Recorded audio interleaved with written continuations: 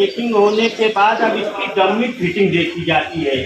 हम एक डम्मी पे चढ़ाते हैं ग्रीन सील, जी डम्मी पे चढ़ा दिए हम ग्रीन सील, ये हमारा ग्रीन सील इस डम्मी पे चढ़ गया। ग्रीन सील डम्मी पे चढ़ाने के बाद दूसरी डम्मी पे हम चढ़ाते हैं अपना बना हुआ गारमेंट, दूसरा बना हुआ गारमेंट इस डम्मी पे चढ़ाते हैं।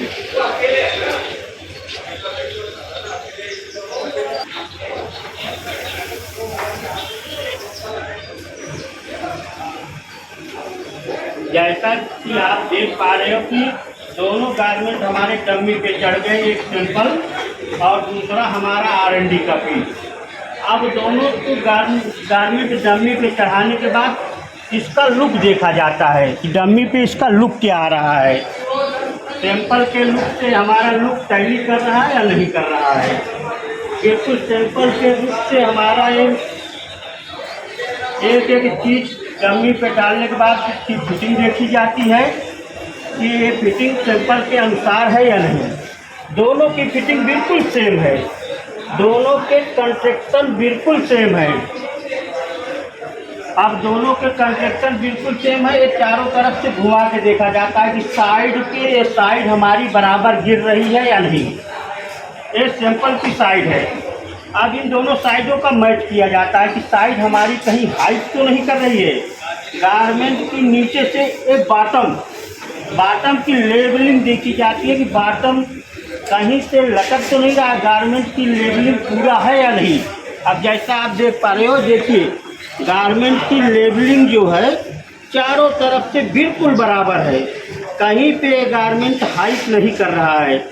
डम्मी चेकिंग का प्रोसेस पूरा होने के बाद अब हम इस गारमेंट को लेके चले जाते हैं मेजरमेंट प्रोसेस में। अब इसका मेजरमेंट करेंगे, आइए देखते हैं इसका मेजरमेंट करके मेजरमेंट कैसे होता है। प्रोसेस में ले चल रहे हैं मेजरमेंट चेकिंग में।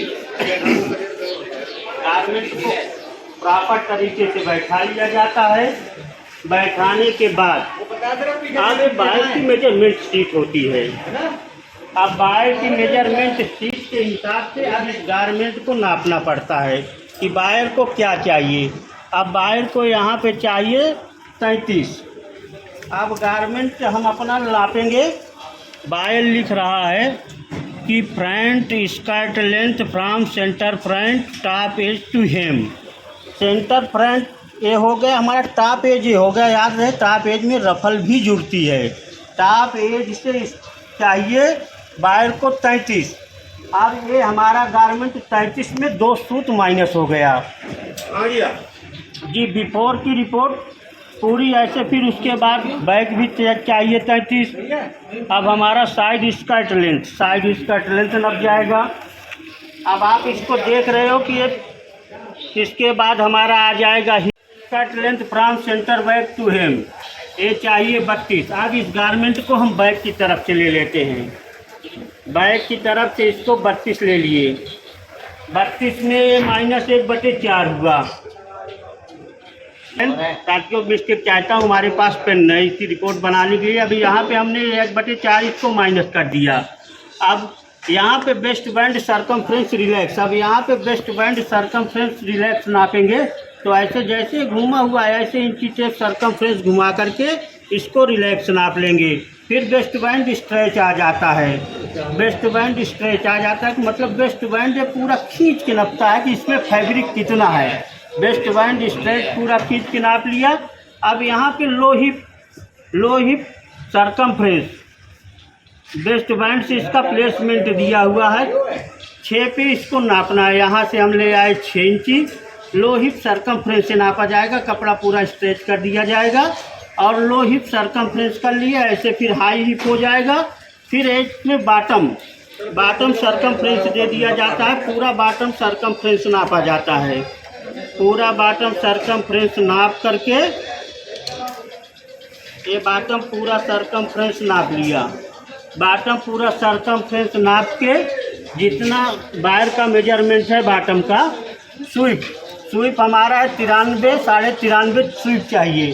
45 दूना 90, 96 92 और 93 बाटम हमारा एक सूट माइनस हो गया। यहाँ पे आप देख पा रहे हो कि हमारा पूरा आफ्टर वॉश की रिपोर्ट बन चुकी है। तो देखिए आफ्टर वॉश की पूरा रिपोर्ट बन चुकी है। अब इसको नेक्स्ट प्रोसेस में भेज देते हैं वॉशिंग डिपार्टमेंट। अब ये वॉश होने के लिए जाएगा। बिफोर वॉश की रिपोर्ट हमारी बन चुकी। अब इसको हम नेक्स्ट प्रोसेस वॉशिंग में भेजेंगे। गारमेंट ले लिया और वॉशिंग डिपार्टमेंट आ चुके हैं।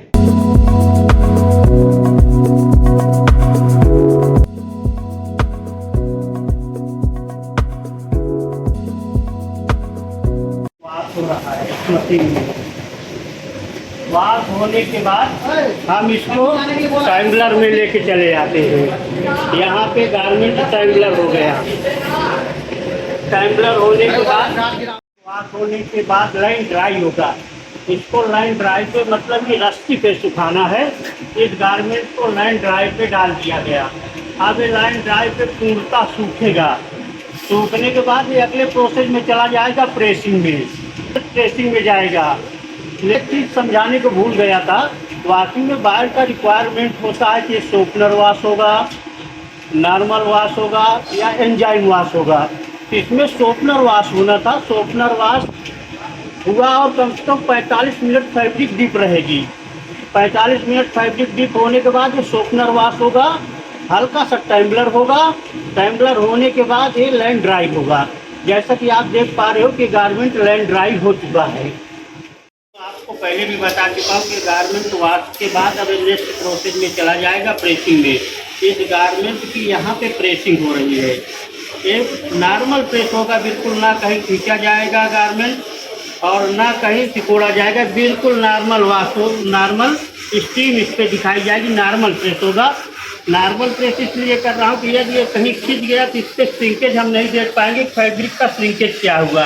अब ये प्रेसिंग प्रक्रिया हमारी पूरी होने के बाद फिर ये नेक्स्ट चरण में चली जाएगी बिफोर वॉश मेजरमेंट के लिए। अब ये बिफोर वॉश मेजरमेंट के लिए जाएगी। इस प्रोसेस से करने से पता ये लगता है कि गारमेंट हमारा श्रिंकेज क्या हुआ। अब ये हम ले चलते हैं इसको नेक्स्ट प्रोसेस में बिफोर वॉश के लिए। गारमेंट हमारा आफ्टर वॉश होकर के आ चुका है। अब आफ्टर वॉश की रिपोर्ट बनेगी। अभी तक हमने प्रोसेस में आपको दिखाया कि बिफोर वॉश की रिपोर्ट हम बना के ले गए थे। अब आफ्टर वॉश की रिपोर्ट बनाता हूँ।